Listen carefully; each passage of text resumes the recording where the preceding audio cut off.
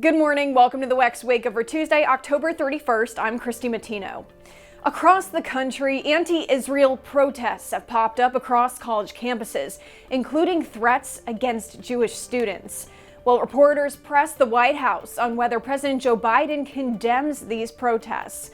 Our Naomi Lim reports. The White House is being repeatedly pressed on anti-Israel protests amid the Israel-Hamas war. We hear you guys, though, talk about extremists all the time. It is usually about MAGA extremists. So what about these protesters who are making Jewish students feel unsafe on college campuses? Are they extremists? I've been very, very clear. We are calling out any form of hate.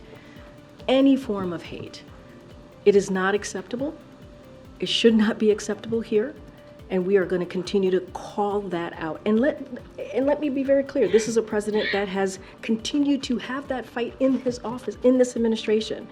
You know, when he repealed Trump's Muslim ban on his first day in office, that is something that this president did. He also established an inter-policy committee to counter Islamophobia, antisemitism, and related forms of bias and discrimination. We have taken this very, very, very seriously, from the president all the way on down. But with reports of anti-Semitic and Islamophobia on the rise, these questions will continue to be asked. I'm Naomi Lim for the Washington Examiner. And the Trump family is hitting back at former Vice President Mike Pence after his decision over the weekend to drop out of the presidential race.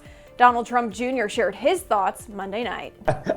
Didn't really know he was running. I'm really worried about where his 0.03% is going to go, Eric. It's not going to move the needle much anymore. I'm not too concerned about it. As far as I'm concerned, this primary is over. Pence's relationship with his one-time boss, former President Donald Trump, took a turn in the aftermath of the January 6th riot.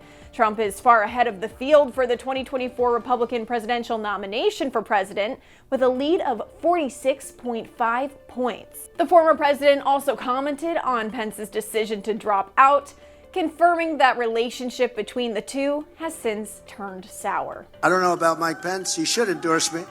He should endorse me. You know why?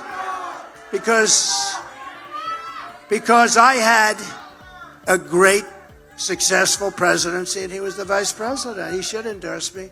I chose him, made him vice president, but people in politics can be very disloyal. And the Bidens hosted Halloween at the White House Monday night. President Joe Biden and First Lady Jill Biden handed out candy to trick-or-treaters for about an hour and a half. There were lots of treats, but also a lot of books, with First Lady Jill Biden reading stories to children.